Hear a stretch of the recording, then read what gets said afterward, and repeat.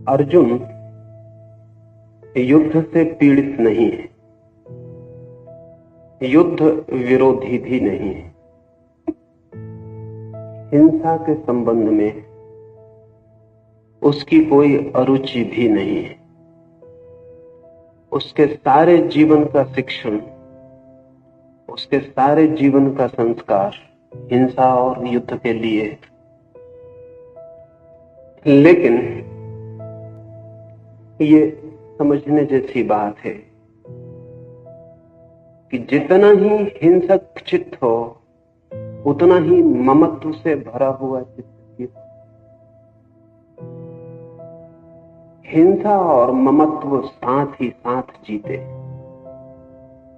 अहिंसक चित्त ममत्व के भी बाहर हो जाता। असल में जिसे अहिंसक होना हो उसे मेरे का भाव ही छोड़ देना पड़ता है। मेरे का भाव ही हिंसा है, क्योंकि जैसे ही मैं कहता हूं मेरा, वैसे ही जो मेरा नहीं है वो पृथक होना शुरू हो जाता। जैसे ही किसी को मैं कहता हूं मित्र, वैसे ही किसी को मैं शत्रु निर्मित करना शुरू कर देता हूं। जैसे ही मैं सीमा खींचता हूं अपनों की, वैसे ही मैं पराओं की सीमा भी खींच देता हूं। समस्त हिंसा अपने और पराये के बीच खींची गई सीमा से पैदा होती। इसलिए अर्जुन शिथिलगात हो गया, उसके अंग अंग शिथिल हो गए। इसलिए नहीं कि वो युद्ध से विरक्त हुआ, इसलिए नहीं कि उसे होने वाली हिंसा में कुछ बुरा दिखाई पड़ा, इसलिए नहीं कि अहिंसा का कोई आकस्मिक आकर्षण उसके मन में जन्म गया, बल्कि इसलिए कि हिंसा के ही दूसरे पहलू ने उसके भीतर से, हिंसा के ही गहरे पहलू ने, हिंसा के ही बुनियादी आधार ने उसके चित्त को पकड़ लिया। ममत्व ने उसके चित्त को पकड़ लिया। ममत्व हिंसा ही है। इसे न समझेंगे तो फिर पूरी गीता को समझना कठिन हो जाए। जो इसे नहीं समझ सके उन्हें ऐसा प्रतीत होता है कि अर्जुन अहिंसा की तरफ झुकता, कृष्ण ने उसे हिंसा की तरफ झुकाया। जो अहिंसा की तरफ झुकता हो उसे कृष्ण हिंसा की तरफ झुकाना नहीं चाहेंगे। जो अहिंसा की तरफ झुकता हो उसे कृष्ण चाहे भी हिंसा की तरफ झुकाना तो भी न झुका पाएंगे। लेकिन अर्जुन अहिंसा की तरफ रत्ती भर नहीं झुक रहा है। अर्जुन का चित्त हिंसा के गहरे आधार पर जाके अटक जाए। वो हिंसा का ही आधार, उसे दिखाई पड़े अपने ही लोग, परिजन, संबंधी। काश वहां परिजन और संबंधी न होते तो अर्जुन भेड़ बकरियों की तरह लोगों को काट सकता था। अपने थे इसलिए काटने में कठिनाई मालूम पड़ी। पराये होते तो काटने में कोई कठिनाई न मालूम पड़ी। और अहिंसा केवल उसके ही चित्त में पैदा होती है जिसका अपना पराया मिट गया हो। अर्जुन ये जो संकटग्रस्त हुआ उसका चित्त, ये अहिंसा की तरफ आकर्षण से नहीं, हिंसा के ही मूल आधार पर पहुंचने के कारण स्वभावतः इतने संकट के क्षण में, इतने क्राइसिस के मोमेंट में हिंसा की जो बुनियादी आधारशिला थी वो अर्जुन के सामने प्रकट हुई। अगर पराये होते तो अर्जुन को पता भी न चलता कि वो हिंसक है, उसे पता भी न चलता कि उसने कुछ बुरा किया, उसे पता भी न चलता कि युद्ध अधार्मिक है। उसके गात शिथिल न होते, बल्कि परायों को देखकर उसके गात और तन जाते, उसका धनुष पर वाण आ जाता, उसके मन पर तलवार आ जाती।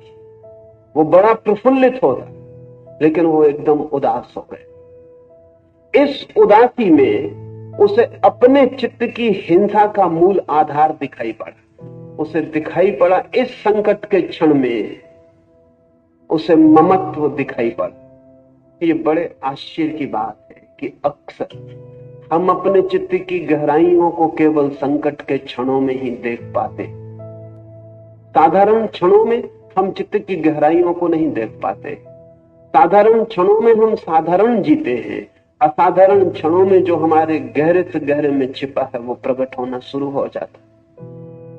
अर्जुन को दिखाई पड़ा मेरे लोग। युद्ध की विभत्सता ने, युद्ध की सन्निकटता ने, बस अब युद्ध शुरू होने को है, तब उसे दिखाई पड़ा मेरे लोग। काश अर्जुन ने कहा होता युद्ध व्यर्थ है, हिंसा व्यर्थ है, तो गीता की किताब निर्मित न होती। लेकिन उसने कहा अपने ही लोग इकट्ठे, उनके काटने के विचार से ही मेरे अंग शिथिल हुए।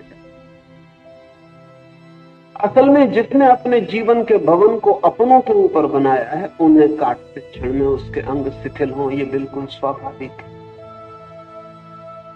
मृत्यु होती है पड़ोस में, छूती नहीं मन को। कहते हैं बेचारा मर गए, घर में होती है तब इतना कह के नहीं निपट पाते, तब छूती है। क्योंकि जब घर में होती है अपना कोई मरता है तो हम भी मरते, हमारा भी एक हिस्सा मरता, हमारा भी इन्वेस्टमेंट था उस आदमी में, हम भी उसमें कुछ लगाए थे, उसकी जिंदगी से हमें भी कुछ मिलता था, हमारे मन के भी किसी कोने को उस आदमी ने भरा। पत्नी मरती है तो पत्नी ही नहीं मरती, पति भी मरता है। सच तो यह है कि पत्नी के साथ ही पति पैदा हुआ था, उसके पहले पति नहीं था। पत्नी मरती है तो पति भी मरता है, बेटा मरता है तो माँ भी मरती है, क्योंकि माँ बेटे के पहले माँ नहीं थी, माँ बेटे के जन्म के साथ ही हुई थी। जब बेटा जन्मता है तो एक तरफ बेटा जन्मता है, दूसरी तरफ माँ भी जन्मती, और जब बेटा मरता है तो एक तरफ बेटा मरता है, दूसरी तरफ माँ भी मरती। जिसे हमने अपना कहा है उसमें हम जुड़े, हम भी मरते। अर्जुन ने जब देखा कि अपने ही सब इकट्ठे हैं, तो अर्जुन को अगर अपना ही आत्मघात, सुसाइड दिखाई पड़ा हो तो आश्चर्य नहीं है। अर्जुन घबराया नहीं दूसरों की मृत्यु से, अर्जुन घबराया आत्मघात की संभावना। उसे लगा सब अपने मर जाएं तो मैं बचूंगा कहां। ये थोड़ा सोचने जैसा है। हमारा मैं हमारे अपनों के जोड़ का नाम, जिसे हम मैं कहते हैं वो मेरों के जोड़ का नाम। अगर मेरे सब मेरे विदा हो जाएं तो मैं खो जाऊंगा, मैं बच नहीं सकता। ये मेरा मैं कुछ मेरे पिता से, कुछ मेरी माँ से, कुछ मेरे बेटे से, कुछ मेरे मित्र से, इन सब से जुड़ा है। आश्चर्य तो यह है कि जिन्हें हम अपने कहते हैं उनसे ही नहीं जुड़ा, जिन्हें हम पराये कहते हैं उनसे भी जुड़ा है, परिधि के बाहर, लेकिन उनसे भी जुड़ा। तो जब मेरा शत्रु मरता है तब भी थोड़ा मैं मरता हूं, क्योंकि मैं फिर वही नहीं हो सकूंगा जो मेरे शत्रु के होने पर मैं था। शत्रु भी मेरी जिंदगी को कुछ देता था, मेरा शत्रु था, होगा शत्रु, मेरा शत्रु था, उससे भी मेरे मैं का संबंध, उसके बिना मैं फिर अधूरा और खाली हो जाऊंगा। अर्जुन को दूसरों का घात होगा ऐसा दिखाई पड़ता तो बात और थी। अर्जुन को बहुत गहरे में दिखाई पड़ा कि ये तो मैं अपनी ही आत्महत्या करने को उत्सुक हुआ, ये तो मैं ही मरूंगा, मेरे मर जाएंगे तो मेरे होने का क्या। जब मेरे ही न होंगे तो मुझे सब मिल जाए तो भी व्यर्थ। ये भी थोड़ा सोचने जैसा है। हम अपने लिए जो कुछ इकट्ठा करते हैं वो अपने लिए कम, अपनों के लिए ज्यादा होता है। जो मकान हम बनाते वो अपने लिए कम, अपनों के लिए ज्यादा होता है। उन अपनों के लिए भी जो साथ रहेंगे और उन अपनों के लिए भी जो देखेंगे और प्रशंसा करेंगे, और उन पराये अपनों के लिए भी जो जलेंगे और ईर्ष्या से भरेंगे। अगर इस पृथ्वी पर सबसे श्रेष्ठ भवन भी मेरे पास रह जाए और अपने न रह जाए, मित्र भी नहीं शत्रु भी नहीं, तो अचानक मैं पाऊंगा वो भवन झोपड़ी से भी बदतर हो गया। क्योंकि वो भवन एक फैकेड, एक दिखावा था। उस भवन के माध्यम से अपनों को, पराओं को मैं प्रभावित कर, वो भवन तो सिर्फ प्रभावित करने की एक व्यवस्था थी। अब मैं किसे प्रभावित करूं? आप जो कपड़े पहनते वो अपने शरीर को ढकने को कम, दूसरे की आंखों को झपने को ज्यादा। अकेले में सब बेमानी हो जाती। आप जो सिंहासनों पर चढ़ते हैं वो सिंहासनों पर बैठने के आनंद के लिए कम, क्योंकि कोई सिंहासन पर बैठकर कभी किसी आनंद को उपलब्ध नहीं हुआ। पर अपनों और पराओं में जो हम सिंहासन पर चढ़ के जो करिश्मा, जो चमत्कार पैदा कर पाते हैं, उसके लिए ज्यादा। सिंहासन पर बैठे आप रह जाएं और नीचे से लोग खो जाएं, अचानक आप पाएंगे सिंहासन पर बैठे होना हास्यास्पद हो गया। उतर आएंगे, फिर शायद दोबारा नहीं चढ़ेंगे। अर्जुन को लगा उस क्षण में कि अपने ही इकट्ठे हैं दोनों तरफ, मरेंगे अपने ही। अगर जीत भी गया तो जीत का प्रयोजन क्या है? जीत के लिए जीत नहीं चाहिए जाती। जीत रस है।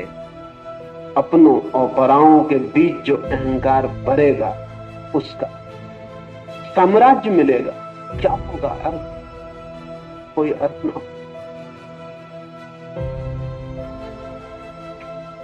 ये जो अर्जुन के मन में विषाद घिर गया, इसे ठीक से समझ लेना चाहिए। ये विषाद ममत्व का है, ये विषाद हिंसक चित्त का है।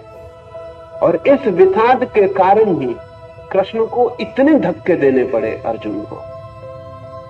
अर्जुन की जगह महावीर जैसा व्यक्ति होता तो बात उसी वक्त खत्म हो गई होती, ये बात आगे नहीं चल सकती थी।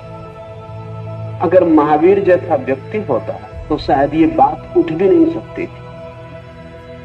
शायद महावीर जैसा व्यक्ति होता तो कृष्ण एक शब्द भी उस व्यक्ति से न बोले होते, बोलने का कोई अर्थ न था, बात समाप्ति हो गई होती। ये गीता कृष्ण ने कही कम, अर्जुन ने कहलवाई ज्यादा। इसका असली आथर, लेखक कृष्ण नहीं है, इसका असली लेखक अर्जुन। ये अर्जुन की ये चित्त दशा आधार बनी और कृष्ण को साफ दिखाई पड़ रहा है कि हिंसक अपनी हिंसा के पूरे दर्शन को उपलब्ध, और अब हिंसा से भागने की जो बातें कर रहा है उनका कारण भी हिंसक चित्त है। अर्जुन की दुविधा अहिंसक की हिंसा से भागने की दुविधा नहीं है। अर्जुन की दुविधा हिंसक की हिंसा से ही भागने की दुविधा है। इस सत्य को ठीक से समझ लेना जरूरी है। ये ममत्व हिंसा ही है, लेकिन गहरी हिंसा है, दिखाई नहीं पड़ती। जब मैं किसी को कहता हूं मेरा, तो पजेशन शुरू हो गया, मालकियत शुरू हो गई। मालकियत हिंसा का एक रूप। पति पत्नी से कहता है मेरी,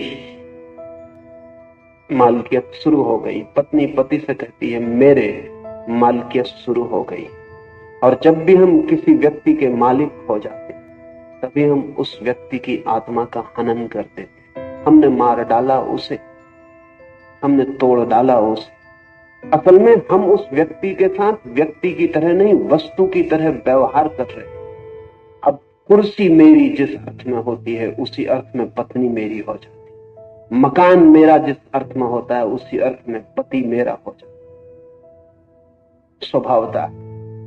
इसलिए जहां जहां मेरे का संबंध है वहां वहां प्रेम फलित नहीं होता, सिर्फ कलह ही फलित होती है।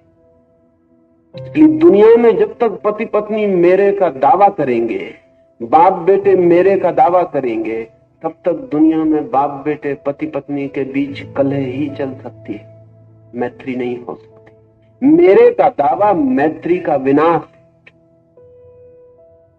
मेरे का दावा चीजों को उल्टा ही कर देता है, सब हिंसा हो जाती। मैंने सुना एक आदमी ने शादी की है, लेकिन पत्नी बहुत पढ़ी लिखी नहीं। मन में बड़ी इच्छा है कि पत्नी कभी पत्र लिखे। घर से बाहर पति गया है तो उसे समझा कर गया है, थोड़ा लिख लेती है। समझा के गया है क्या क्या लिखना। सभी पति पत्नी एक दूसरे को समझा रहे हैं क्या क्या लिखना। तो उसने लिखा है, ऊपर लिखना, प्राणों से प्यारे। कभी ऐसा होता नहीं।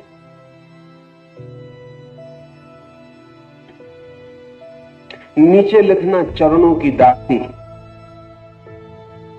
पत्नी का पत्र तो मिला लेकिन कुछ भूल हो गई। उसने ऊपर लिखा चरणों के दास और नीचे लिखा प्राणों की प्यासी।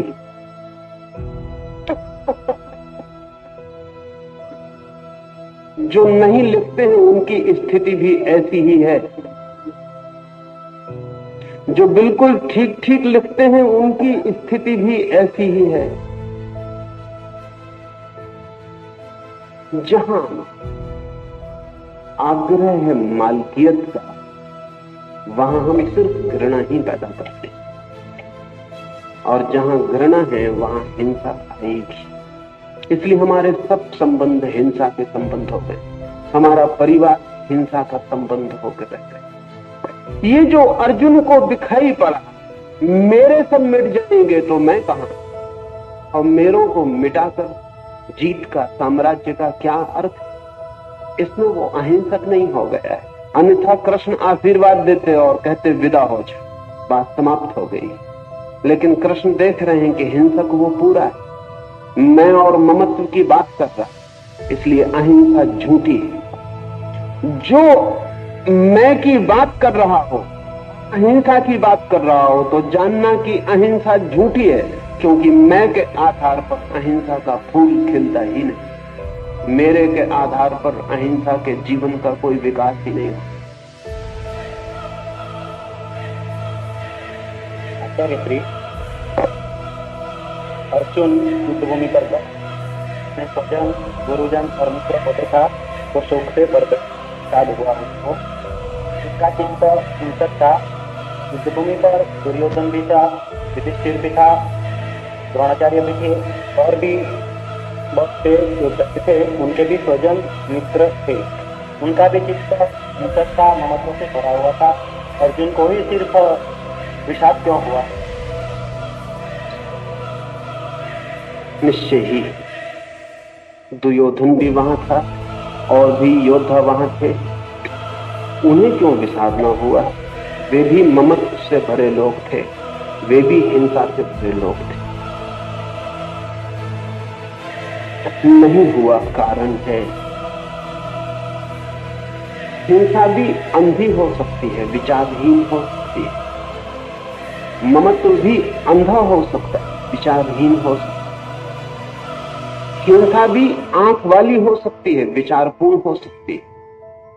ममत्व भी आंख वाला हो सकता है, विचारपूर्ण हो सकता है। सुबह मैंने कहा कि अर्जुन की कठिनाई यही है कि वो विचारहीन नहीं, विचार है और विचार दुविधा में डालता है। विचार ने दुविधा में डाला उसे। दुर्योधन को भी दिखाई पड़ रहा, लेकिन हिंसा इतनी अंधी है ये नहीं देख पाएगा दुर्योधन कि इस हिंसा के पीछे मैं उन सबको मार डालूंगा जिनके बिना हिंसा भी व्यर्थ हो जाती है। अंधेपन में ये दिखाई नहीं पड़ेगा। अर्जुन उतना अंधा नहीं, इसलिए अर्जुन उस युद्ध के स्थल पर विशेष है। विशेष इस अर्थों में है कि जीवन की तैयारी उसकी वही है जो दुर्योधन की है। जीवन की तैयारी उसकी वही है जो दुर्योधन की है, लेकिन मन की तैयारी उसकी भिन्न है। मन में उसके विचार, संदेह है, डाउट है। मन में उसके शक है। वो पूछ सकता है, वो प्रश्न उठा सकता है, और जिज्ञासा का बुनियादी सूत्र उसके पास है। और सबसे बड़े प्रश्न वे नहीं है जो हम जगत के संबंध में उठाते। सबसे बड़े प्रश्न वे नहीं हैं जो हम पूछते हैं किसने जगत बनाया। सबसे बड़े प्रश्न वे नहीं हैं जो हम पूछते हैं कि ईश्वर है या नहीं। सबसे बड़े प्रश्न वे हैं जो हमारे मन की ही कॉन्फ्लिक्ट, मन के ही द्वंद्व से जन्मते हैं। लेकिन अपने ही मन के द्वंद्व को देख पाने के लिए विचार चाहिए, चिंतन चाहिए, मनन चाहिए।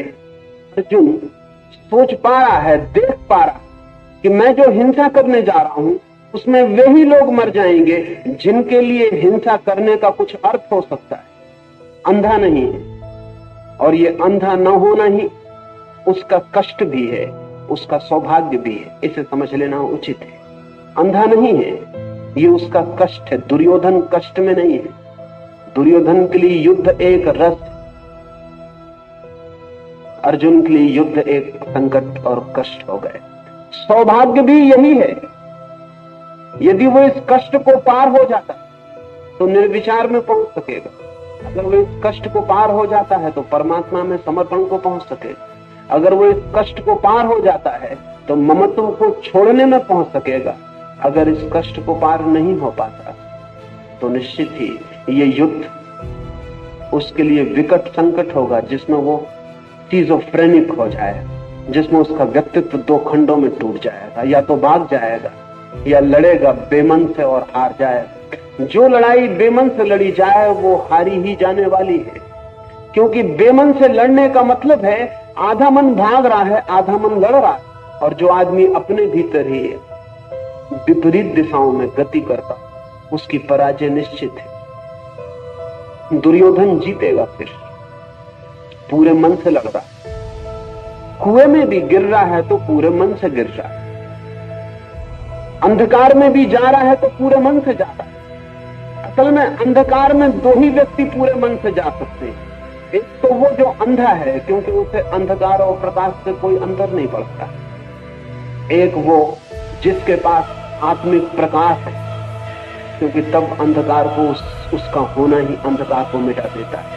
लेकिन या तो दुर्योधन जैसा हो जाए, नीचे गिर जाए, विचार से विचारहीनता में गिर तो युद्ध में चला जाए, और या कृष्ण जैसा हो जाए, विचार से निर्विचार में हो, इतना ज्योतिर्मय हो जाए, इतना ज्योति से भर जाए भीतरी कि देख पाए कि कौन मरता है, कौन मारा जाता, देख पाए कि ये जो सब हो रहा है स्वप्न से ज्यादा नहीं है। या तो इतने बड़े सत्य को देख पाए तो युद्ध में जा सकता है, या इतने बड़े असत्य को देख पाए कि हम उनको ही मारकर उपलब्ध हो जाएंगे जिनके लिए मारने की चेष्टा कर रहे हैं। या तो दुर्योधन के असत्य में उतर जाए तो अर्जुन निश्चिंत हो जाए, या कृष्ण के सत्य में पहुंच जाए तो अर्जुन निश्चिंत हो जाए। अर्जुन एक तनाव, नीत्शे ने कहीं कहा है कि आदमी एक सेतु है, ए ब्रिज, दो अलग अलग पारों को जोड़ता। आदमी एक तनाव है, या तो पशु हो जाए तो सुख को पाले, या परमात्मा हो जाए तो आनंद को पाले। लेकिन जब तक आदमी है तब तक सुख भी नहीं पा सकता, तब तक आनंद भी नहीं पा सकता। तब तक सुख और आनंद के बीच से खिंच सकता है, एंजाइटी और तनाव भर हो सकता है। इसलिए हम दोनों काम करते हैं जीवन में। शराब पी के पशु हो जाते हैं, थोड़ा सुख मिलता है, सेक्स में थोड़ा सुख मिलता है, पशु में वापस उतर जाते हैं, नीचे गिर जाते हैं विचार से तो थोड़ा सुख मिलता है। दुनिया में शराब का इतना आकर्षण किसी और कारण से नहीं है।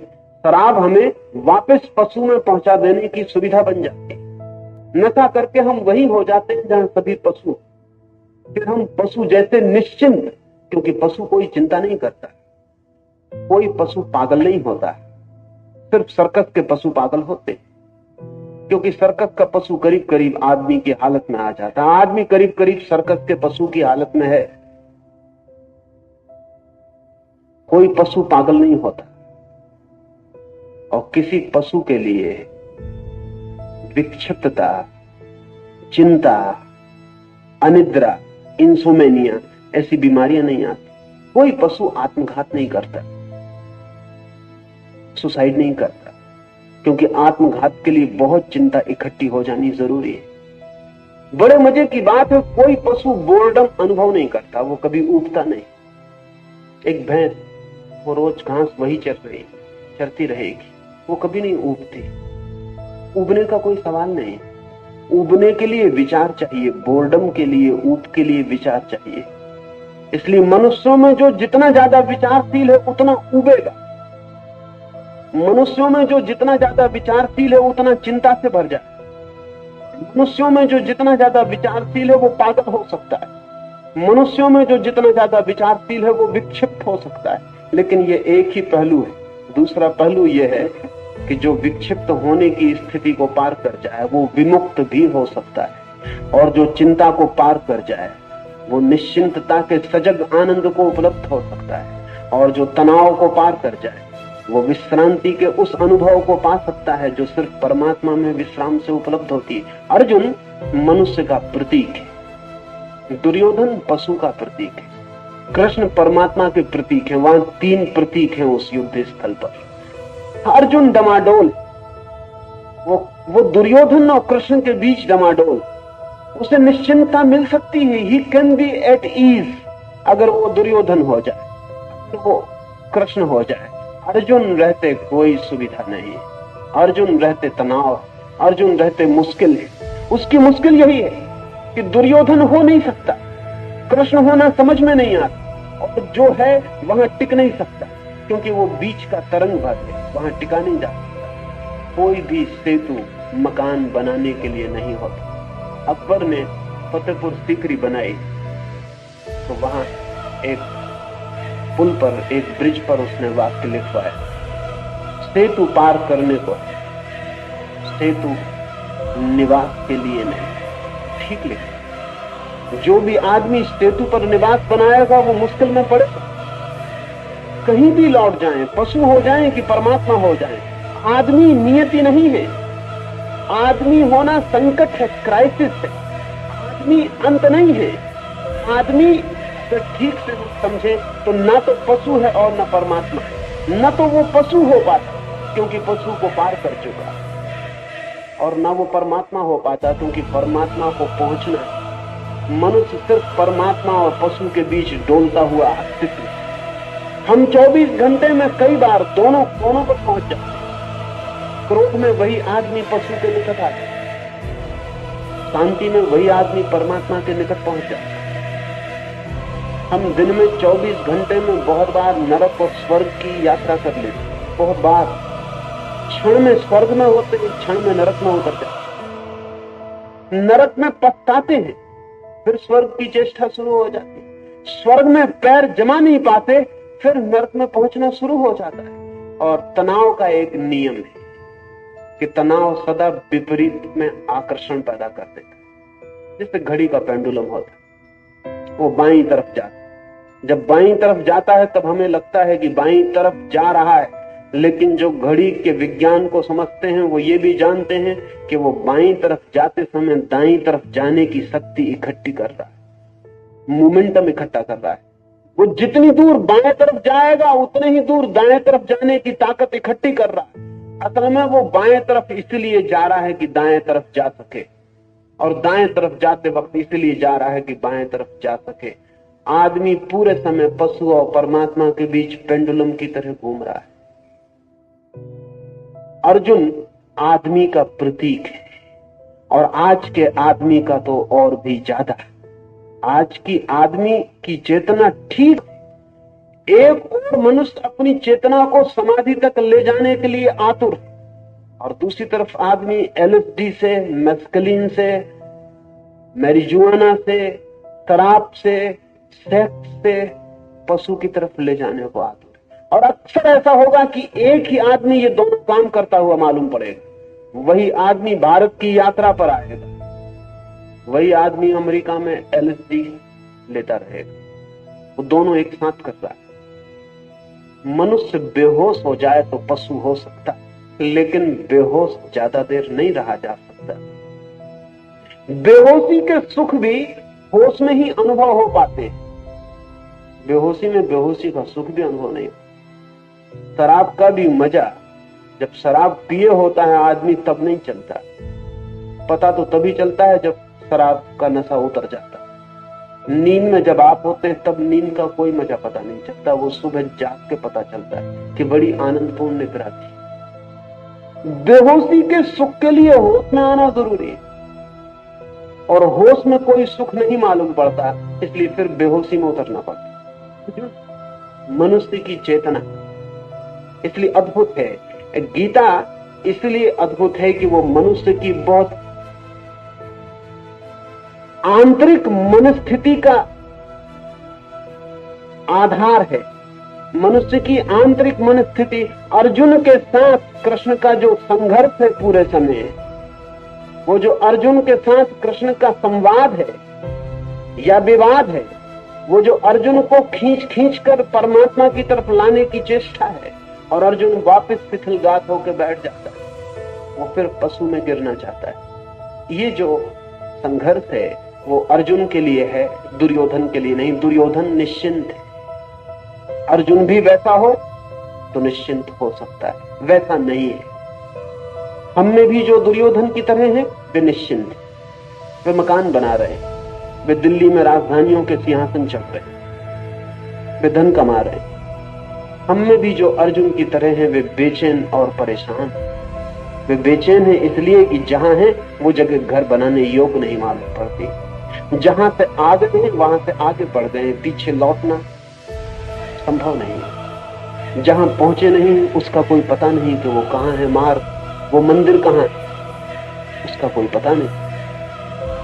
धार्मिक आदमी स्वभाव का संकटग्रस्त होता है, क्राइसिस में होता है। धार्मिक आदमी क्राइसिस में नहीं होता। इसलिए मंदिरों में बैठा आदमी ज्यादा चिंतित दिखाई पड़ेगा बजाय कारागृह में बैठे आदमी के। कारागृह में बैठा आदमी इतना चिंतित नहीं मालूम पड़ता, निश्चिंत। उसने एक किनारे पर वो है, वो सेतु पर नहीं। एक अर्थों में वो सौभाग्यशाली मालूम पड़ सकता है, ईर्षा योग, कितना निश्चिंत,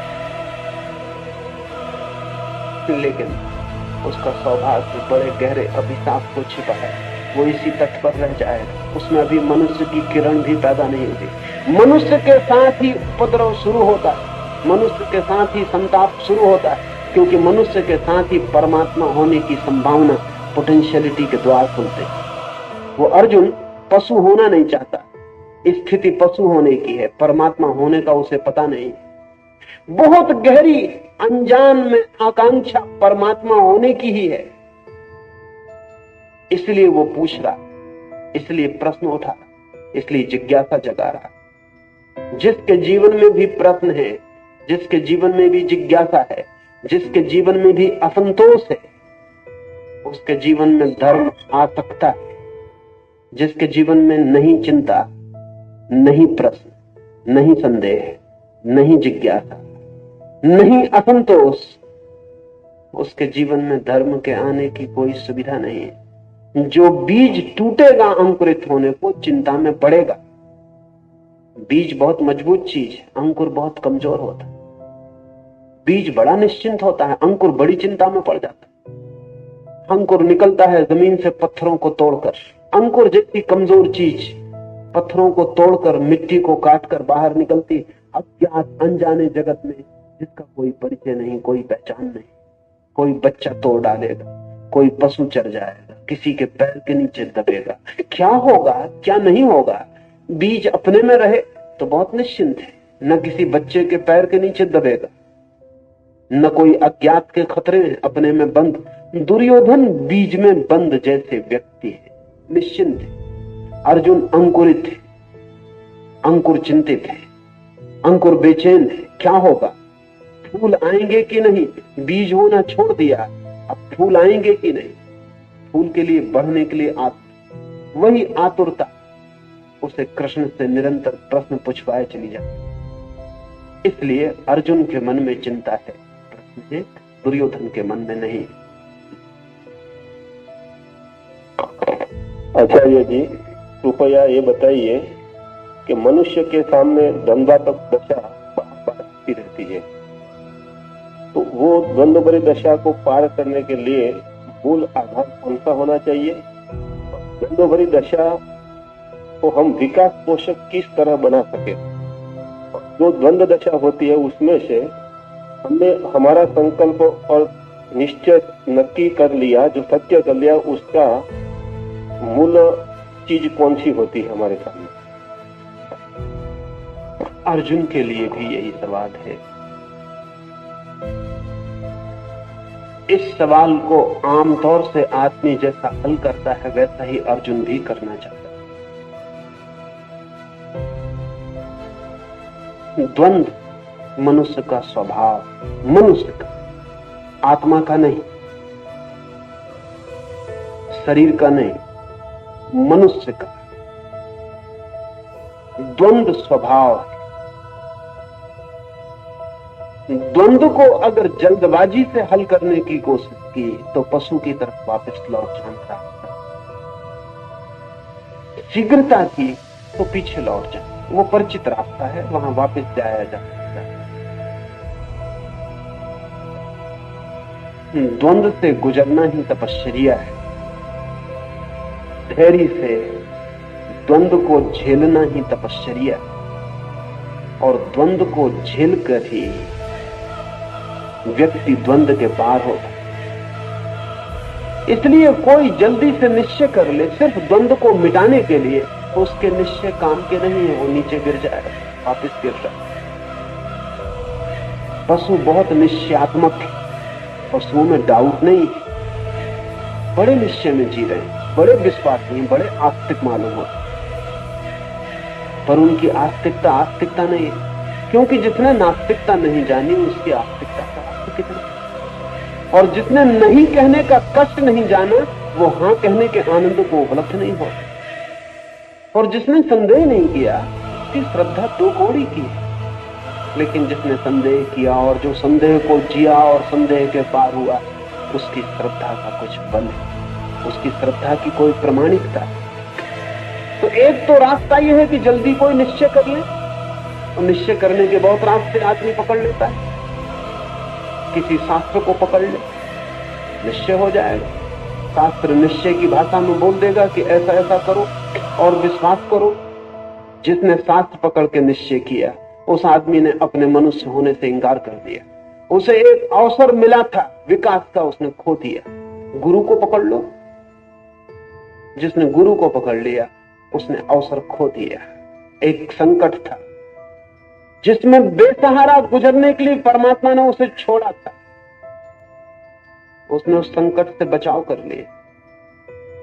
वो संकट से बिना गुजरे रह गया, और आग में गुजरता तो सोना निखरता, वो आग में गुजरा ही नहीं, वो गुरु की आड़ में हो गए तो सोना निखरेगा भी नहीं। निश्चय करने को आपसे नहीं कहता, आप निश्चय करोगे कैसे?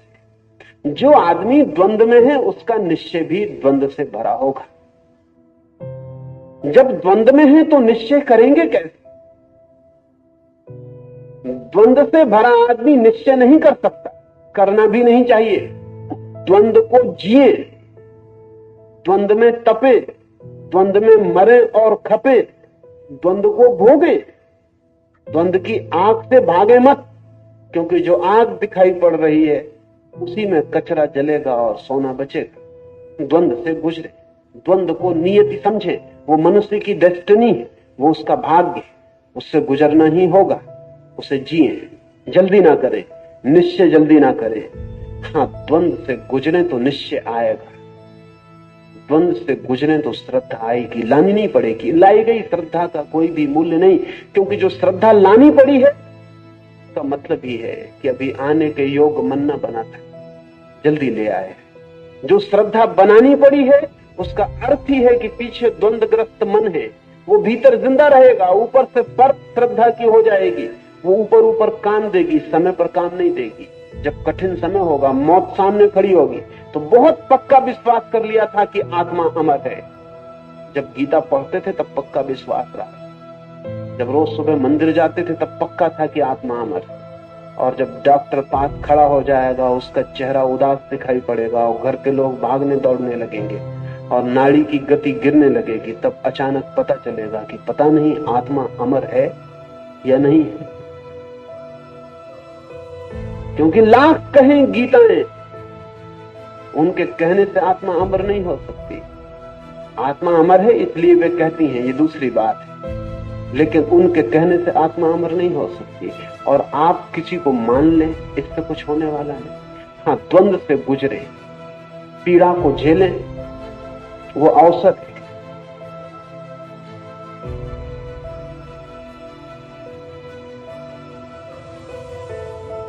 उससे बचने की कोशिश मत करें। अर्जुन भी बचने की कोशिश करता, लेकिन कृष्ण उसे बचाने की कोशिश नहीं कर रहे, वो पूरे द्वंद्व को खींचते। अन्यथा कृष्ण कहते कि बेफिक्र हो, मैं सब जानता हूं, बेकार की बातचीत मत कर, मुझ पर श्रद्धा रख और पूंज जा। ऐसा भी कह सकते थे। इतनी लंबी गीता कहने की जरूरत ना थी। इतनी लंबी गीता अर्जुन के द्वंद्व के प्रति बड़ा सम्मान है। और मजा है कि अर्जुन बार बार वही पूछता, और कृष्ण की ये नहीं कहते कि ये तो तू पूछ चुका, फिर वही पूछता, फिर वही पूछता। इस सारा का सारा पूरे के पूरे प्रश्न अर्जुन के अलग अलग नहीं है, सिर्फ शब्दावली अलग है, बात वो वही पूछ रहा है। उसका द्वंद्व बार बार लौट आ रहा है। कृष्ण उससे ये नहीं कहते कि चुप, अश्रद्धा करता है, चुप। अर्जुन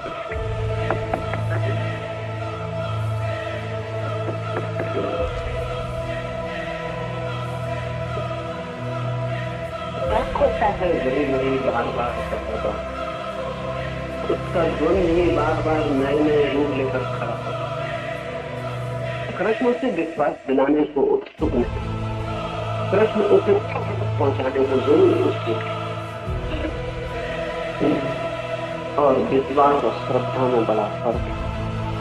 विश्वास वो है जो हम संदेह को हल किए बिना ऊपर से आरोपित कर लेते हैं। श्रद्धा वो है जो संदेह के गिर जाने से फलित होती। श्रद्धा संदेह की ही यात्रा से मिली मंजिल, विश्वास संदेह के भय से पकड़ लिए गए अंधे आधार है। मैं कहूंगा, जिए द्वंद्व को, तीव्रता से जिए, इंटेंसिटी से जिए। धीरे धीरे जिएंगे तो बहुत समय लगेगा। कुनकुनी आंच में डाल देंगे सोने को तो निखरने में जन्म लग सकते हैं। तीव्रता से जिए। द्वंद्व मनुष्य का अनिवार्य परीक्षण है, जिससे वो परमात्मा तक पहुंचने की योग्यता का निर्णय दे पाता है। जिए, भागे मत, एस्केप ना करें, कंसोलेशंस मत खोजें, सांत्वनाएं मत बनाएं। जाने की यही है नियति, द्वंद्व है। लड़ें, तीव्रता से उतरें इस द्वंद्व में।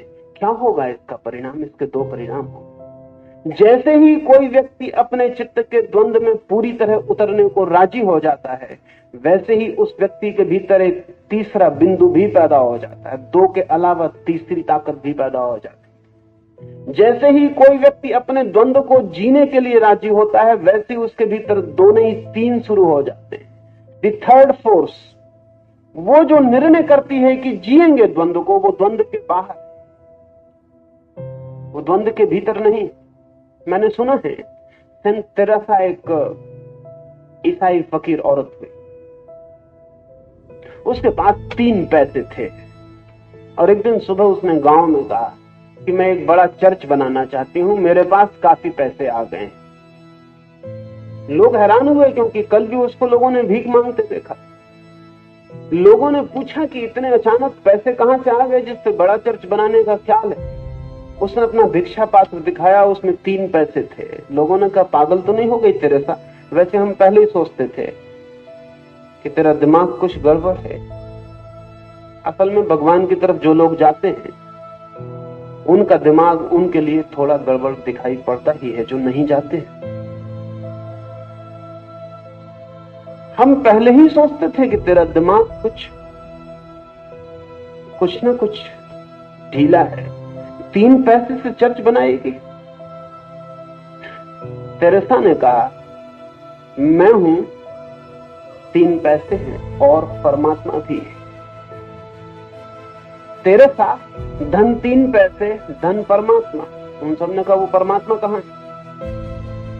तो तेरेसा ने कहा कि वो थर्ड फोर्स है, वो तीसरी शक्ति है, वो तुम्हें दिखाई नहीं पड़ेगी क्योंकि अभी तुम अपने भीतर तीसरी शक्ति को नहीं खोज सके। जो व्यक्ति अपने भीतर तीसरी शक्ति को खोज लेता है वो इस सारे जगत में भी तीसरी शक्ति को तत्काल देखने में समर्थ हो जाता है। आप द्वंद्व को ही देख रहे हैं, लेकिन ये ख्याल नहीं है कि जो द्वंद्व को देख रहा है और समझ रहा है वो द्वंद्व में नहीं हो सकता, वो द्वंद्व के बाहर ही होगा। अगर 2 लड़ रहे हैं आपके भीतर तो निश्चित ही आप उन दोनों के बाहर हैं, अन्यथा देखेंगे कैसे? अगर उन दोनों में से एक में जुड़े होते तब तो एक से आपका तादात्म्य हो गया होता और दूसरे से आप अलग हो गए होते। लेकिन आप कहते हैं द्वंद्व हो रहा है, मेरा बायां और दायां हाथ लड़ रहा है। मेरे बाएं और दाएं हाथ लड़ पाते हैं क्योंकि इन बाएं और दाएं हाथ के पीछे मैं एक तीसरी ताकत हूं। अगर मैं बायां हाथ हूं तो दाएं हाथ से मेरा क्या आंतरिक द्वंद, वो पराया हो गया। अगर मैं दायां हाथ नहीं बायां हाथ हूं तो दायां हाथ पराया हो गया। आंतरिक द्वंद कहां है? आंतरिक द्वंद इसीलिए है कि एक तीसरा भी है जो देख रहा है, जो कह रहा है कि मन में बड़ा द्वंद है। मन कभी ये कहता है, मन कभी वो कहता है, लेकिन जो मन के द्वंद के संबंध में कह रहा है, ये कौन? द्वंद में उतरे और इस तीसरे को पहचानते जाए। जैसे जैसे द्वंद में उतरेंगे ये तीसरा साक्षी, ये विटनेस दिखाई पड़ना शुरू हो जाएगा। और जिस दिन ये तीसरा दिखाई पड़ा उसी दिन द्वंद से विदा होना शुरू हो जाएंगे। तीसरा नहीं दिखाई पड़ता इसलिए द्वंद, तीसरा दिखाई पड़ता है तो जोड़ शुरू हो जाता है। और द्वंद से भागे मत, द्वंद की प्रक्रिया अनिवार्य है, उससे ही गुजर कर वो जो द्वंद के पार है, ट्रांसेंडेंटल है, उसे पाया जाता है। पूरी गीता उस तीसरे बिंदु पर ही खींचने की कोशिश है अर्जुन को। पूरे समय अर्जुन को खींचने की चेष्टा कृष्ण की यही है कि वो तीसरे को पहचान ले, वो तीसरे को पहचान ले। तीसरे की पहचान के लिए सारा क्रम है। वो तीसरा सबके भीतर और सबके बाहर भी है, लेकिन जब तक भीतर ना दिखाई पड़े तब तक बाहर दिखाई नहीं पड़ सकता है। भीतर दिखाई पड़े तो बाहर वही वही दिखाई पड़ने लगता है। आचार्य श्री, आपने धनंजय को सिंबल ऑफ ह्यूमन एट्रीब्यूट्स, मानवीय गुणों का प्रतीक बताया और सार्त्र के कथन से ही is condemned to be anxiety ridden. तो स्वजन हत्या के ख्याल से धनंजय का कम जाना क्या मानवीय नहीं था? युद्ध निवृत्ति का उसका विचार मोहवशात भी प्रकृति संगत नहीं था? शेक्सपियर के हेमलेट की तरह अर्जुन का विषाद की टू किल और नॉट टू किल, मारना या न मारना प्रकार का था। तिलक ने गीता रहस्य में अर्जुन की विषाद दशा का साम्य हेमलेट की मनस्थिति में ढूंढ निकाला, ये उचित है? शास्त्र जो कहता है वो अर्जुन के लिए बिल्कुल ठीक ही कहता है। अर्जुन की भी संकट अवस्था एग्जिस्टेंशियल ही थी। शास्त्र कामो या उनामुनो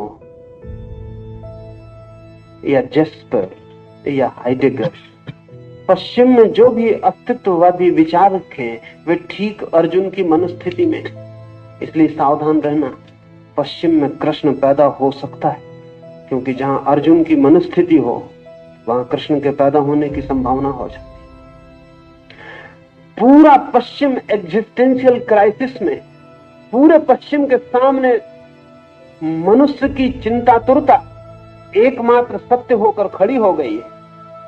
क्या करें और क्या न करें, इधर आर, यह या वह, क्या चुने क्या ना चुने, कौन सा मूल्य चुनने योग्य है, कौन सा मूल्य चुनने योग्य नहीं है, सब संदिग्ध हो गए। और ध्यान रहे कि पश्चिम में भी ये जो अस्तित्ववादी चिंतन पैदा हुआ, ये 2 युद्धों के बीच से पैदा हुआ। शास्त्र या कामु या उनामुनो, पिछले 2 महायुद्धों की परिणति। पिछले 2 महायुद्धों ने पश्चिम के चित्त में भी वो स्थिति खड़ी कर दी है जो अर्जुन के चित्त में महाभारत के सामने खड़ी हो गई। विगत 2 युद्धों ने पश्चिम के सारे मूल्य डगमगा दिए और अब सवाल यह है कि लड़ना नहीं लड़ना। लड़ने से क्या होगा? और ठीक स्थिति वैसी है कि अपने सब मर जाएंगे, तो लड़ने का क्या अर्थ है? और जब युद्ध की इतनी विकट स्थिति खड़ी हो जाए तो शांति के समय में बनाए गए सब नियम संदिग्ध हो जाएं तो आश्चर्य नहीं। ये ठीक सवाल उठाया शास्त्र। ठीक अर्जुन की मनुस्थिति में खतरा दूसरा है। शास्त्र की मनुस्थिति से खतरा नहीं है, शास्त्र अर्जुन की मनुस्थिति में है, लेकिन समझ रहा है कृष्ण की मनुस्थिति में खतरा वहां है। अर्जुन की मनुस्थिति में जिज्ञासा करे ठीक है, प्रश्न पूछे ठीक है, वो उत्तर दे रहा, खतरा वहां है। खतरा यहां है कि शास्त्र जिज्ञासा नहीं कर, शास्त्र पूछ नहीं रहा कि क्या है ठीक, शास्त्र उत्तर दे रहा है कि कुछ भी ठीक नहीं है। शास्त्र उत्तर दे रहा है कि कुछ भी ठीक नहीं, कोई मूल्य नहीं, अस्तित्व अर्थहीन है, मीनिंगलेस।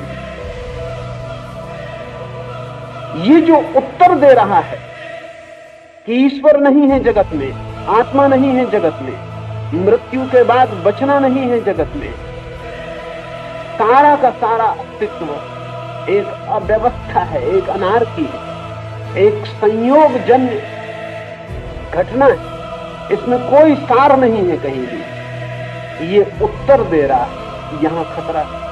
अर्जुन भी उत्तर दे सकता है, लेकिन अर्जुन सिर्फ जिज्ञासा कर रहा है। अगर अर्जुन उत्तर दे तो खतरे पैदा होंगे, लेकिन अर्जुन जिज्ञासा कर रहा है। और मैं मानता हूं कि जिसे दिखाई पड़ता हो, जैसा शास्त्र को दिखाई पड़ता है कि कोई मूल्य नहीं, एक वैल्यूलेसनेस है, जिसे दिखाई पड़ता है कोई अर्थ नहीं, कोई प्रयोजन नहीं, अगर सच में ही ऐसा दिखाई पड़ता तब तो शास्त्र को कुछ कहने का भी अर्थ नहीं, चुप हो जाना चाहिए। ऐसी स्थिति में मौन ही सार्थक मालूम पड़ सकता है।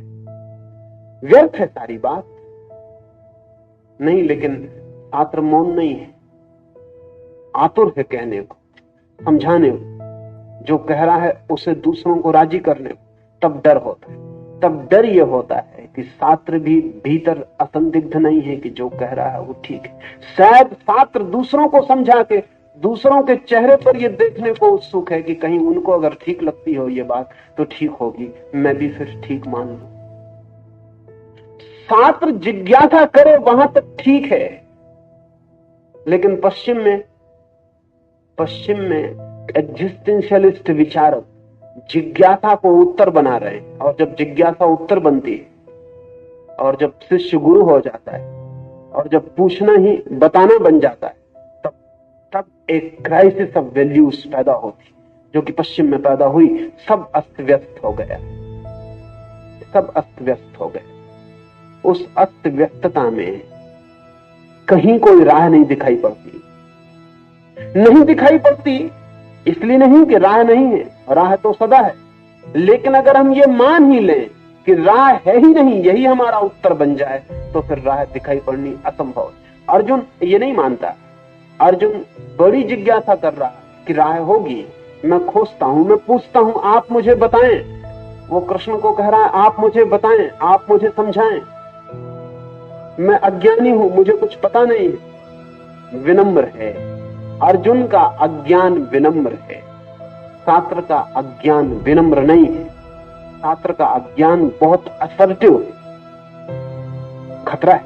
और जब अज्ञान असर्टिव होता है, जब अज्ञान मुखर होता है, तो जितने खतरे होते हैं उतने खतरे और किसी बात से नहीं होते। लेकिन अक्सर ऐसा होता है कि अज्ञान मुखर होता है। अर्जुन पूछ रहा है, वो कहता है मुझे पता नहीं है, मैं संदेह में पड़ गया, मैं डूबा जा रहा हूं संकट में, मुझे कोई मार्ग दे, लेकिन मार्ग हो सकता है, इसकी उसकी खोज जारी है। मैं मानता हूं कि अर्जुन शास्त्र से ज्यादा साहसी है, क्योंकि इतनी गहन निराशा में भी मार्ग की खोज बड़े साहस की बात। शास्त्र उतना साहसी नहीं, उसके वक्तव्य बहुत साहसी मालूम पड़ते हैं, उतना साहसी नहीं है। असल में कई बार ऐसा होता है कि अंधेरी गली में आदमी निकलता है तो सीटी बजाता हुआ निकलता है। सीटी बड़ी साहसी मालूम पड़ती आसपास सोए हुए लोगों को, लेकिन सीटी बजाने से साहस पता नहीं चलता, उससे सिर्फ इतना ही पता चलता है कि आदमी डर रहा है। वो सीटी साहस का सबूत नहीं होती, वो सिर्फ भय को छिपाने की चेष्टा होती है। वो जो क्यास, जो अराजकता पश्चिम के सामने दो महायुद्धों ने प्रकट कर दी है, वो जो नीचे से बवंडर प्रकट हुआ है और भूमि फट गई है और एक ज्वालामुखी ने मुंह बा दिया है पश्चिम के, उस ज्वालामुखी को झुठलाने की कोशिश चल रही है। यही नहीं जीवन में कोई अर्थ, इसलिए अनर्थ से डरने की जरूरत क्या है। यही नहीं कोई मूल्य, इसलिए मूल्य की खोज की चिंता भी क्या करनी है ही नहीं कोई परमात्मा, तो प्रार्थना करने से क्या फायदा है ही नहीं कोई आशा, इसलिए निराशा में भी चिंतित होने की कोई जरूरत नहीं है।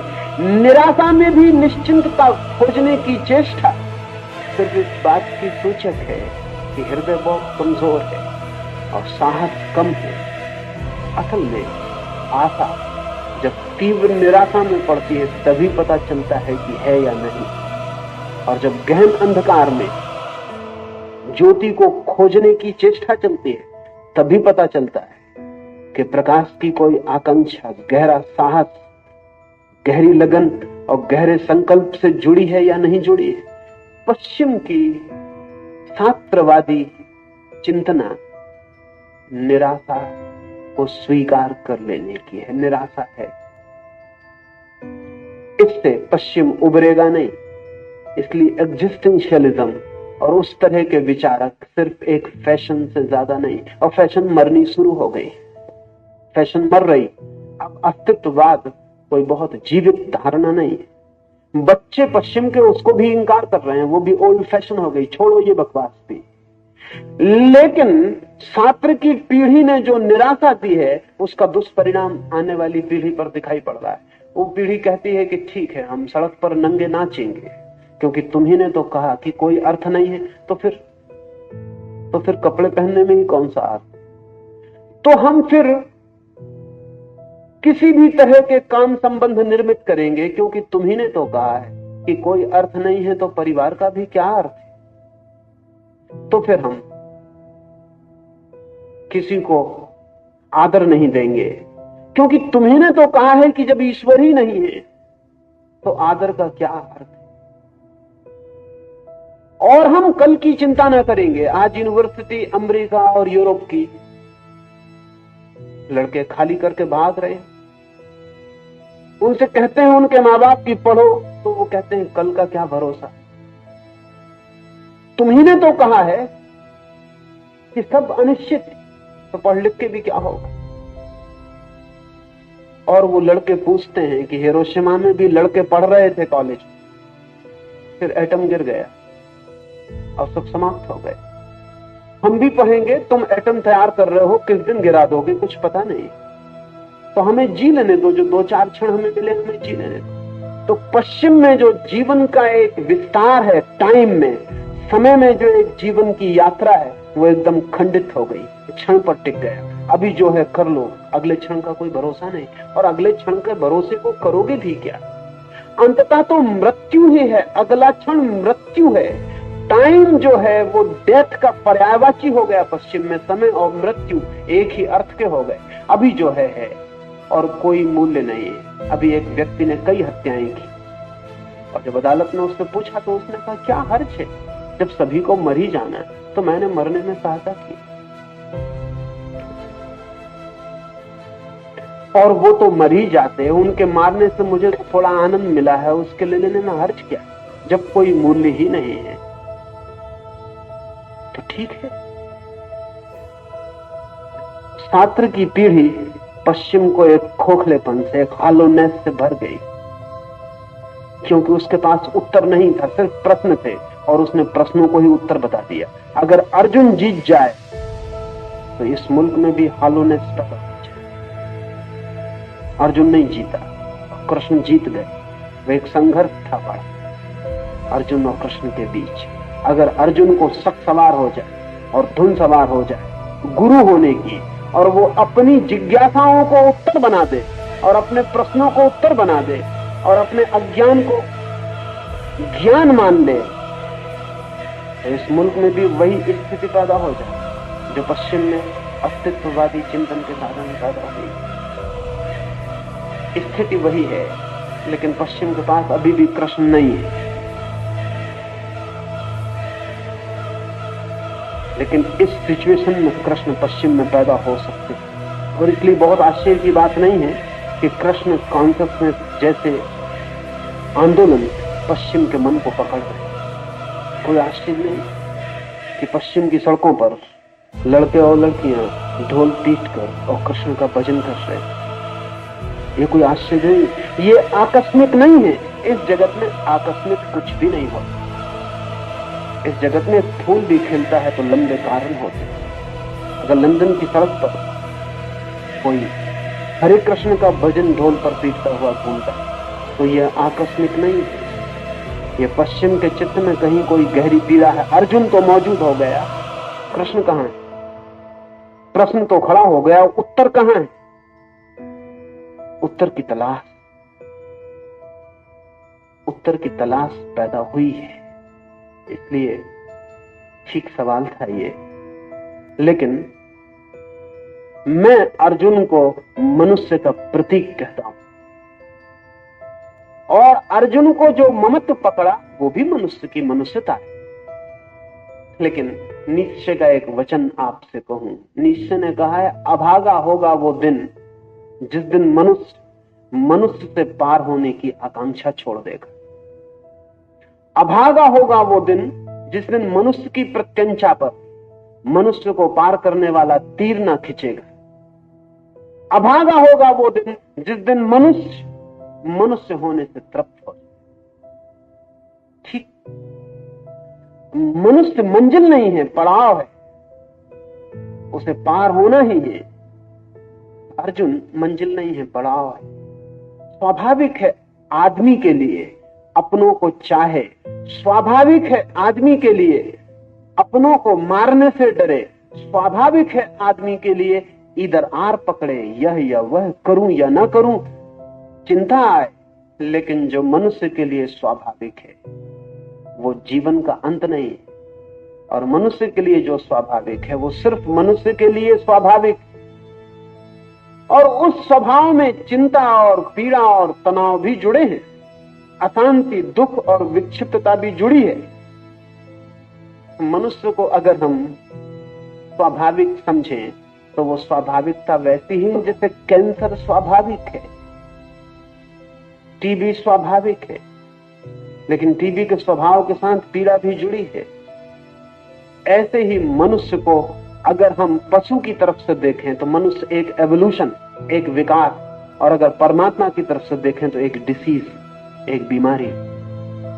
अगर हम पशु की तरफ से देखें तो मनुष्य एक विकास है, और अगर परमात्मा की तरफ से देखें तो मनुष्य एक बीमारी, एक डिसीज। ये अंग्रेजी का शब्द डिसीज बहुत अच्छा है, ये दो शब्दों से बना है। डिस ईज, उसका मतलब सिर्फ होता है बेचैनी, नॉट एट ईज। तो आदमी एक डिसीज है, एक बेचैनी है अगर परमात्मा की तरफ से देखें। और अगर पशु भी हमारे संबंध में सोचते होंगे तो वे भी नहीं सोचते होंगे कि हम विकास, वो भी सोचते होंगे कि हमारे बीच से कुछ लोग गड़बड़ हो गए, विक्षिप्त हो गए, उनका दिमाग खराब हो गया, सिवाय परेशानी के। क्योंकि जब कोई पशु देखता होगा कि आदमी साइकियाट्रिस्ट के दफ्तर में जाता, आदमी मनोवैज्ञानिक के पास अपने मन की जांच के लिए जाता, जब देखते होंगे आदमी पागल खाने खड़े करता, और जब देखते होंगे कि आदमी दिन रात चिंता में जीता, तो पशु भी कभी सोचते होंगे, कभी ना कभी उनकी जमात बैठती होगी और वो सोचते होंगे इन बेचारों को कितना समझाया, मत आदमी बनो। नहीं माने हैं और फल भोग रहे हैं। जैसा कि पिता अक्सर बेटों के संबंध में सोचते हैं, पशु पिता हैं, हम उसी यात्रा से आते हैं। जरूर सोचते होंगे कितना समझाया, लेकिन बिगड़ गई ये जनरेशन, ये पीढ़ी भटक गई। लेकिन उन्हें पता नहीं, इस भटकाव से संभावनाएं खुल गई। इस भटकाव से एक बड़ी यात्रा खुली। स्वभावतः जो घर बैठा है वो उतना परेशान नहीं होता, जो यात्रा पर निकला वो परेशान होता है। राह की धूल भी है, राह के गड्ढे भी हैं, राह की भूलें भी हैं, राह पर भटकन भी है, अनजान रास्ता है, पास कोई नक्शा नहीं, अनचार्टेड। खोजना है और चलना है और रास्ता बनाना है। लेकिन जो चलेंगे, भूलेंगे, भटकेंगे, गिरेंगे, दुखी होंगे, वे ही पहुंचते भी। अर्जुन स्वाभाविक मनुष्य के लिए, लेकिन अर्जुन खुद पीड़ा से भरा है, वो भी मनुष्य होने की इच्छा में नहीं। वो कहता है या तो दुर्योधन हो जाए, या तो कोई समझा दे कि जो हो रहा है सब ठीक है, या कोई ऊपर उठा दे। अर्जुन होने उसकी चिंता, उसका दुख, उसकी पीड़ा बनी।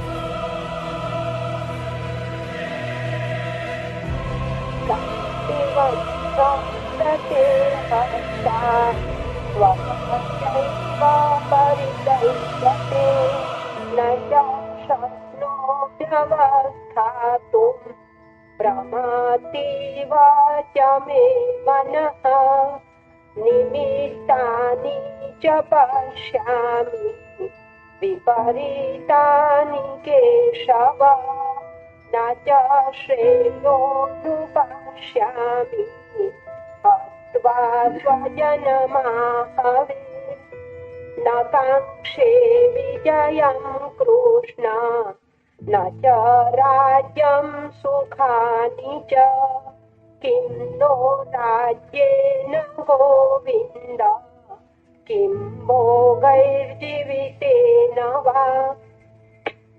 मेरे हाथ से गांडीव धनुष गिर जा रहा है, मेरे शरीर की त्वचा जल रही है, मेरा मन मेरे वश में नहीं है, इसलिए मैं रथ में बैठने के लिए भी समर्थ नहीं हूँ।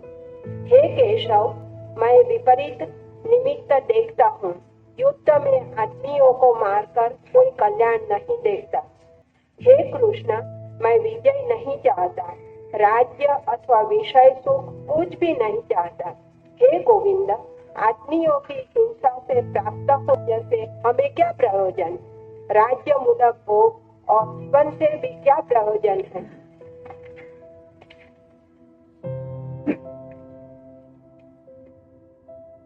अर्जुन के अंग शिथिल हो गए,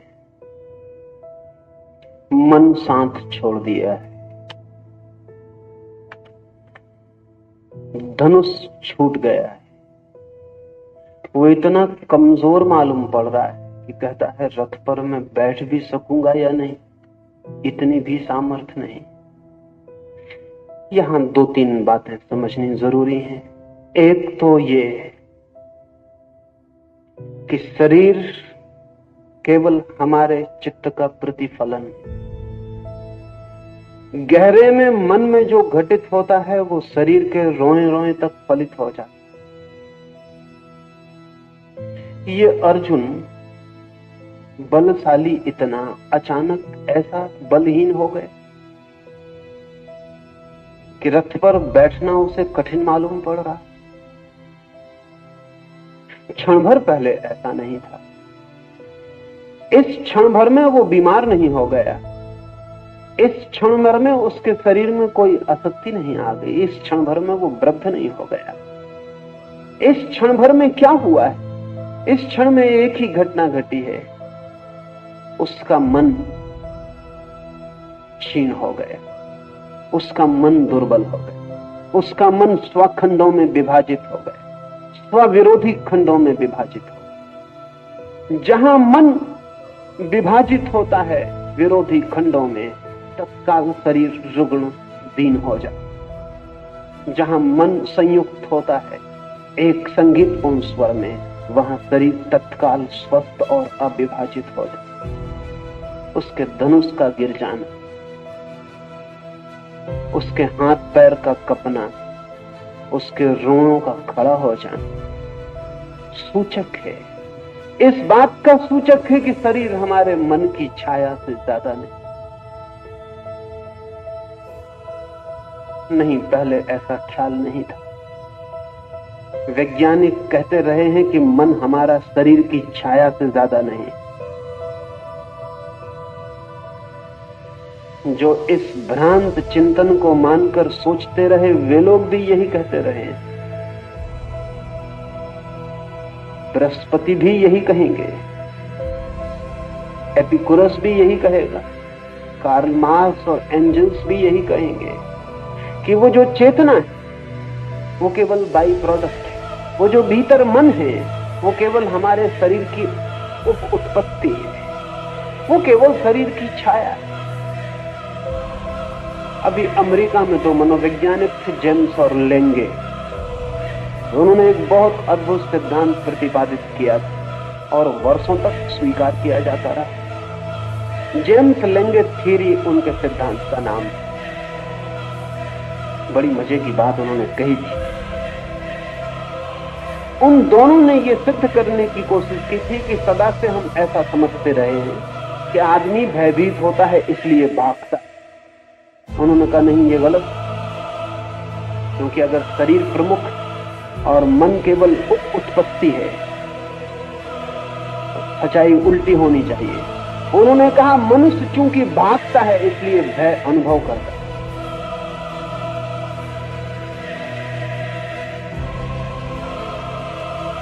हम सोचते रहे हैं सदा से कि आदमी क्रोधित होता है इसलिए मुट्ठियां भिज जाती हैं, क्रोधित होता है इसलिए दांत भिज जाते हैं, क्रोधित होता है इसलिए आंखों में खून दौड़ जाता है, क्रोधित होता है इसलिए श्वास तेजी से चलने लगती है और हमले की तैयारी हो जाती। जेम्स लेंगे ने कहा गलत है ये बात, क्योंकि शरीर प्रमुख है इसलिए घटना पहले शरीर पर घटेगी, मन में केवल प्रतिफलन होगा। मन सिर्फ एक मिरर, एक दर्पण, इससे ज्यादा नहीं। इसलिए उसने कहा कि नहीं, बात उल्टी है। आदमी चूंकि मुट्ठियां भींच लेता है, आदमी चूंकि दांत कस लेता है और चूंकि शरीर में खून तेजी से दौड़ता है, सांस तेज चलती है, इसलिए क्रोध पैदा होता है। फिर उसने सिद्ध करने के लिए, और यहां तर्क का बहुत मजेदार मामला है, और तर्क कभी कभी कैसे गलत रास्तों पर ले जाता है वो देखने जैसा है। उसने कहा तो मैं ये कहता हूं कि एक आदमी बिना भागे हुए और बिना शरीर पर भागने का कोई प्रभाव हुए भयभीत होकर बता दे, या एक आदमी बिना आंखें लाल किए, मुट्ठियां बांधे, दांत भींचे, क्रोध करके बता दे। मुश्किल है बात, कैसे बताइएगा क्रोध करके? तब उसने दोनों ने कहा कि तब ठीक है, जब इसके बिना क्रोध नहीं हो सकता तो क्रोध इनका ही जोड़ है, इससे ज्यादा कुछ भी नहीं। लेकिन पता नहीं जेम्स लेंगे को किसी ने क्यों नहीं कहा कि इससे उल्टा होता। एक अभिनेता क्रोध करके बता सकता, आंखें लाल करके बता सकता, दांत भींच सकता है, हाथ भींच सकता है, फिर भी भीतर उसके कोई क्रोध नहीं होता।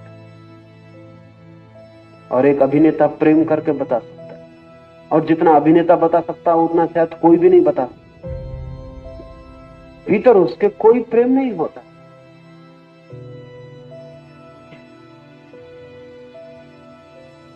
ये अर्जुन जेम्स लेंगे सिद्धांत के बिल्कुल विपरीत काम कर रहा है, बिल्कुल उल्टा काम कर रहा है। जेम्स लेंगे इसको बिल्कुल मानने को राजी नहीं होंगे, लेंगे बिल्कुल उल्टी बातें कर रहा है। इसे कहना चाहिए कि चूंकि मेरा धनुष गिरा जाता है, चूंकि मेरे रोए खड़े हुए जाते हैं, चूंकि मेरा शरीर शिथिल हुआ जाता है, चूंकि मेरे अंग निढाल हुए जाते हैं, इसलिए हे केशव मेरे मन में बड़ी चिंता पैदा हो।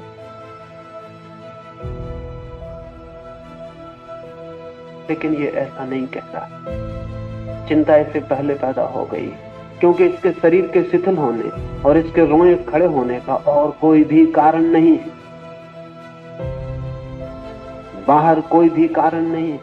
एक क्षण में बाहर कुछ भी नहीं बदला है, बाहर सब वही है, लेकिन भीतर सब बदल गया, भीतर सब बदल गया।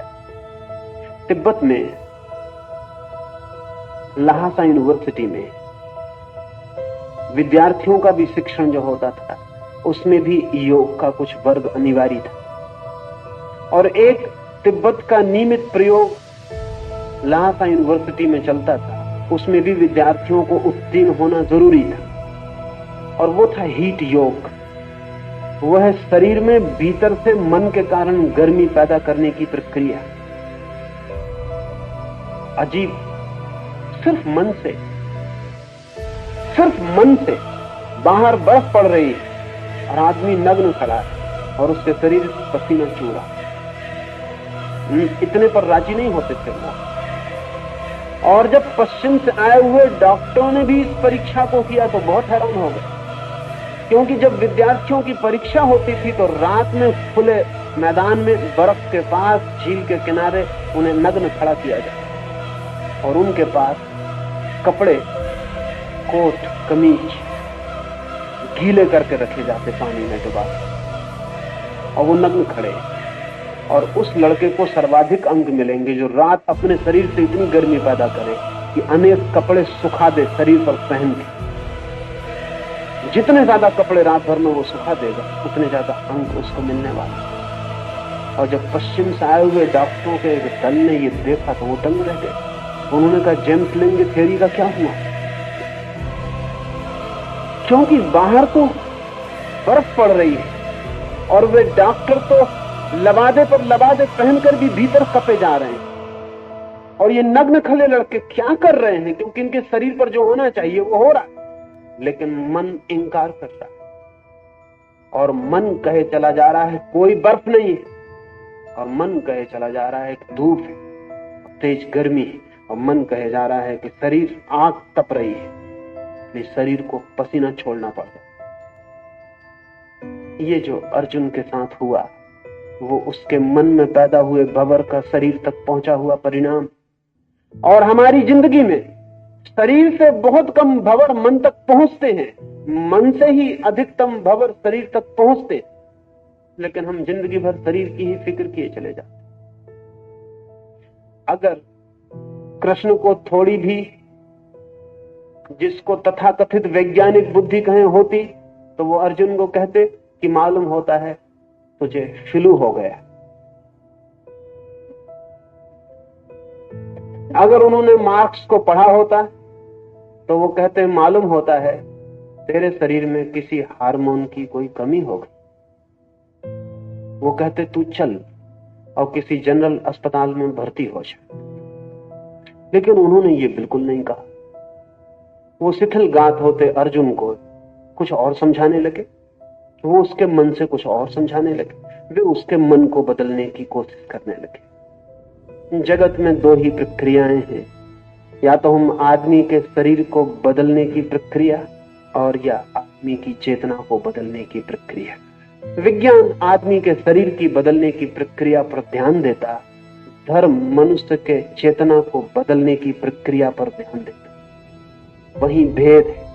और इसलिए मैं कहता हूं धर्म विज्ञान से ज्यादा गहरा विज्ञान, धर्म विज्ञान से ज्यादा महान विज्ञान, वो सुप्रीम साइंस है, वो परम विज्ञान, क्योंकि वो केंद्र से शुरू करता।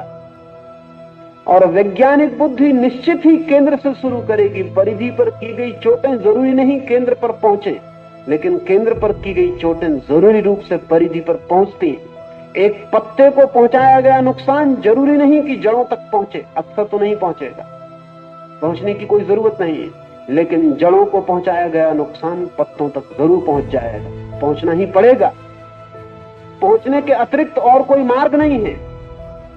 इसलिए अर्जुन की इस स्थिति को देखकर कृष्ण उसे कहां से पकड़ते? अगर वे शरीर से पकड़ते तो गीता फिजियोलॉजी की एक किताब होती और भौतिक शास्त्र होता। वे उसे चेतना से पकड़ते हैं, इसलिए गीता एक मनस्शास्त्र बन गई। गीता के मनस्शास्त्र बनने का प्रारंभ अर्जुन के शरीर की घटना को कृष्ण बिल्कुल ध्यान ही नहीं देते। वो न उसकी नाड़ी देखते, न थर्मामीटर लगाते। वो कहते हैं उसकी फिक्र ही नहीं करते कि उसके शरीर को क्या हो रहा है। वे फिक्र करते हैं उसकी चेतना को क्या हो रहा है। ये थोड़ा विचारणीय है। जैसा मैंने कहा, आज भी मनुष्य जाति करीब करीब अर्जुन की चेतना से ग्रस्त, उसके शरीर पर भी वे परिणाम हो रहे हैं। लेकिन हम जो इलाज कर रहे हैं वे शरीर से शुरू करने वाले, इसलिए सब इलाज हो जाते हैं और बीमार बीमार ही बना रहे, उसकी चेतना से कोई इलाज शुरू नहीं हो पाता। ये अर्जुन कहता है, मेरा मन साथ छोड़ देगा,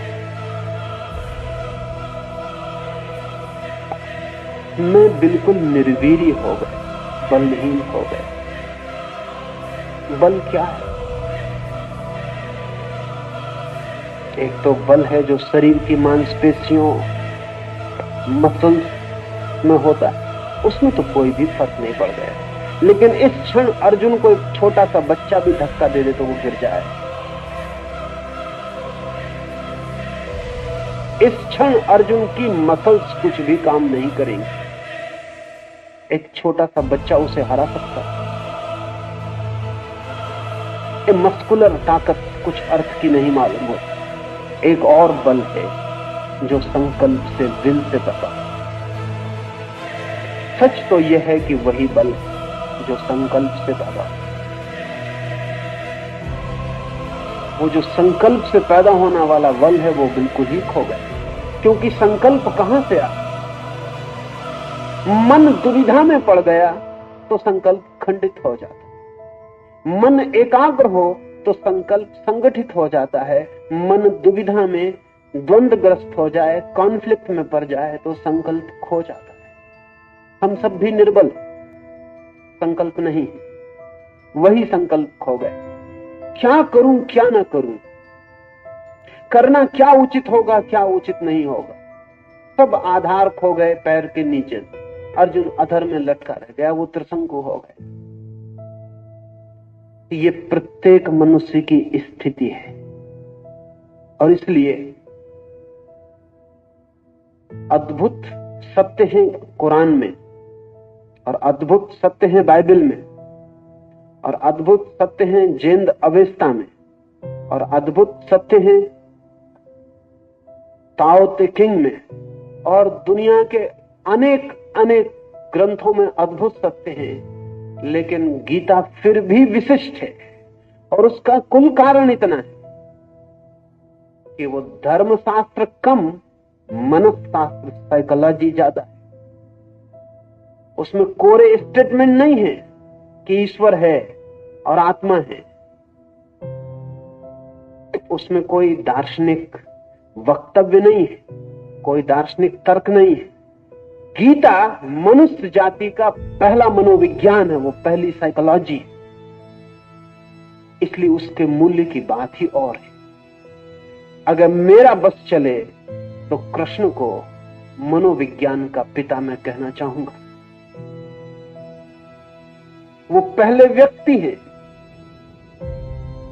जो दुविधाग्रस्त चित्त, माइंड इन कॉन्फ्लिक्ट, संतापग्रस्त मन, खंड खंड टूटे हुए संकल्प को अखंड और इंटीग्रेट करने की, कहें कि वो पहले आदमी है जो साइक एनालिसिस का, मनस विश्लेषण का उपयोग करते हैं। सिर्फ मनस विश्लेषण का ही नहीं, बल्कि साथ एक और दूसरी बात का भी, मनस संश्लेषण का भी, साइको सिंथेसिस का भी। तो कृष्ण सिर्फ प्राइड की तरह मनोविश्लेषक नहीं है, वे संश्लेषक भी हैं। वे मन को खोज ही नहीं करते कि क्या क्या खंड है उसके, वे इसकी भी खोज करते हैं कि वो कैसे अखंड, इंडिविजुएशन को अर्जुन कैसे अखंड हो जाए। और ये अर्जुन की चित्त दशा, हम सबकी चित्त दशा। लेकिन शायद संकट के इतने तीव्र क्षण में हम कभी नहीं होते। हमारा संकट भी कुनकुना, ल्यूकवार्म होता, इसलिए हम उसको सहते चले जाते। इतना ड्रामेटिक, इतना नाटकीय संकट हो तो शायद हम भी अखंड होने के लिए आतुर हो जाए।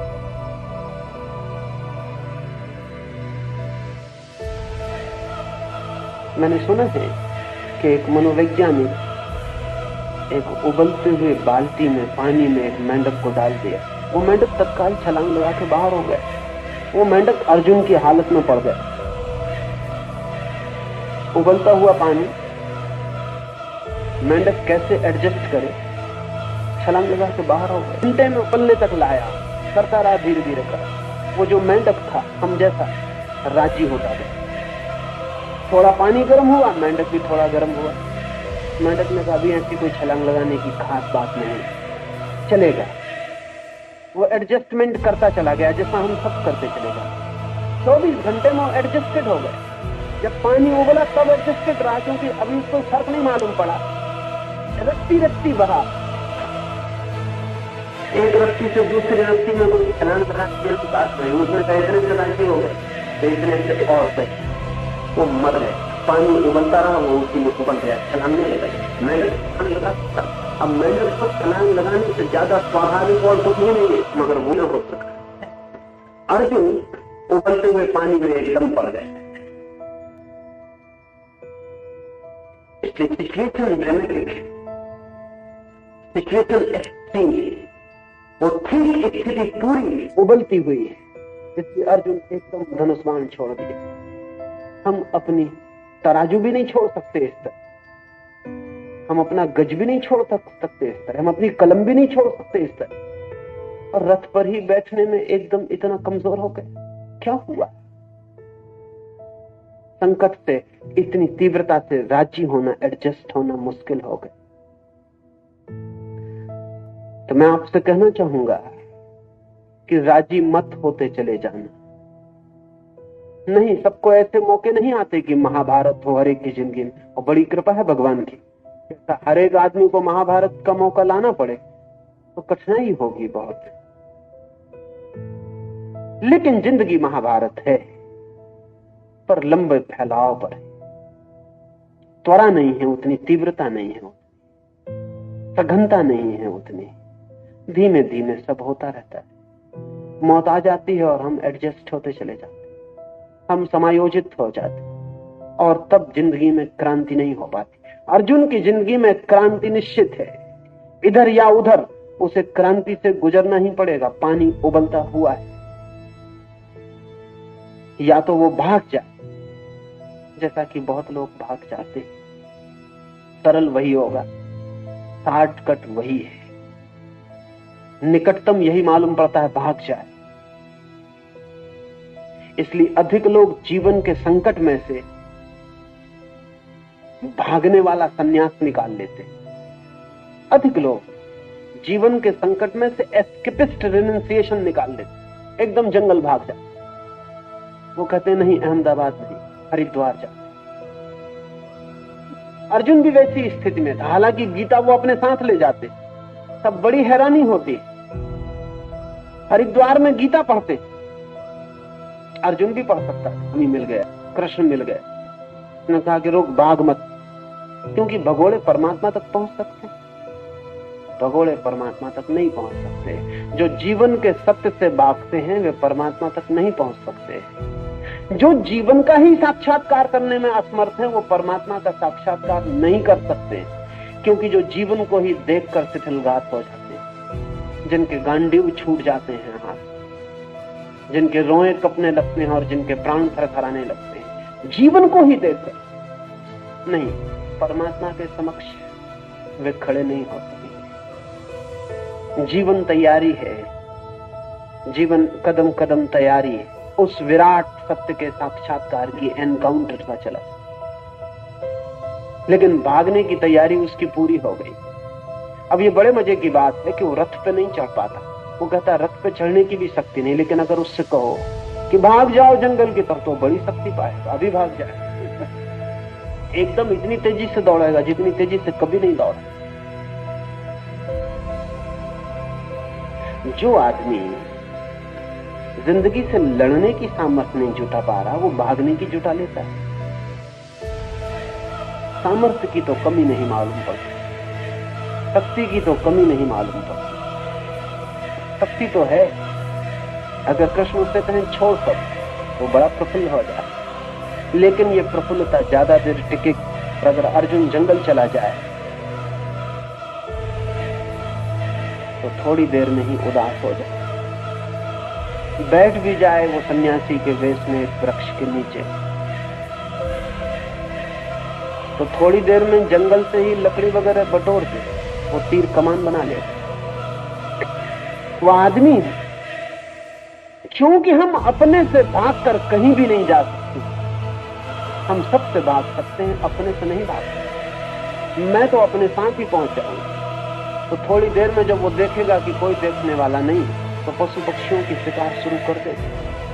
अर्जुन ही तो भागेगा ना, और पशु पक्षी तो अपने नहीं, वो तो स्वज, उन्हें तो मारने में कोई कठिनाई आएगी नहीं, वो मजे से मारे। अर्जुन सन्यासी हो नहीं सकता, क्योंकि जो संसारी होने की भी हिम्मत नहीं दिखा पा रहा है, उसके सन्यासी होने का कोई उपाय नहीं। असल में सन्यास संसार से भागने का नाम नहीं, संसार को पार कर जाने का नाम है। सन्यास संसार की जलन और आग का अतिक्रमण है, और जो उसे पूरा पार कर लेता है वही अधिकारी हो पाता है। सन्यास संसार से विरोध नहीं, सन्यास संसार की संपूर्ण समझ और संघर्ष का फल है। आ गया है वो पलायनवादी हो तो अभी रास्ता है। अगर संघर्ष में जाए तो कठिनाई है। अब पूरी गीता उसके गात की शिथिलता को मिटाने के लिए, उसे वापस संकल्पवान होने के लिए, उसे वापस शक्ति, संकल्प, वापस व्यक्तित्व और आत्मवान बनाने की पूरी चेष्टा है। इसलिए मैं जो सारी चर्चा करूंगा वो इसी दृष्टि से चर्चा करूंगा कि वो आपके मनस के भी काम की है। और अगर आपके भीतर अर्जुन न हो तो आप मत आए, वो आपके काम की बात नहीं है। वो बेमैदा ना हो, आपके भीतर संघर्ष ना हो, आपके भीतर बेचैनी ना हो, तो आप मत सुने, उससे कोई संबंध नहीं है। आपके भीतर दुविधा हो, बेचैनी हो, तनाव हो, आपके भीतर निर्णय में कठिनाई हो, आपके भीतर खंड खंड आदमी हो, और आप भी भीतर से टूट गए हो, डिसइंटीग्रेटेड हो, तो ही आने वाली बात आपके अर्थ की हो सकती है। कल सुबह